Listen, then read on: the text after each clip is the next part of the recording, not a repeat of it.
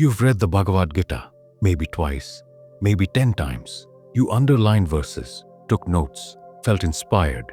But when life hit you hard, you reacted the same old way. Nothing changed. Here's the uncomfortable truth. In chapter 4, verse 39 of the Bhagavad Gita, Krishna says, "A faithful person who dedicates themselves to transcendental knowledge and who subdues their senses quickly attains supreme peace." Notice what comes first? Faith, then subduing the senses. Knowledge is just the starting point, not the destination. Most people treat the Gita like a novel.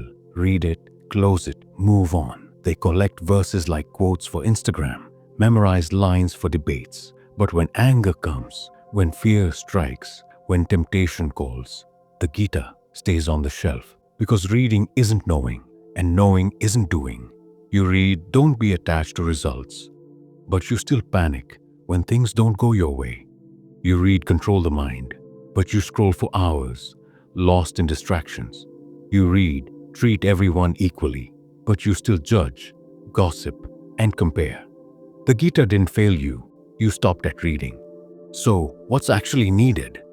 In chapter 3, verse 26, Krishna reveals, "The wise should not unsettle the minds of ignorant people who are attached to the fruits of their work. Rather, by performing work in the spirit of devotion, they should inspire others to do the same."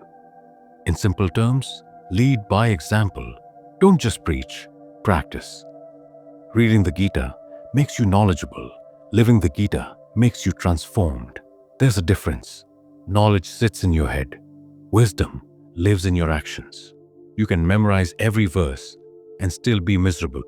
You can quote Krishna and still be controlled by anger, greed, and fear. The real test isn't how many chapters have you read. It's how many teachings have you lived. Someone insults you, do you pause or do you explode? You face a setback. Do you trust the process or do you collapse? You see someone struggling. Do you help or do you judge? That's where the Gita actually speaks. Not in your notes, but in your responses. But here's the deeper truth.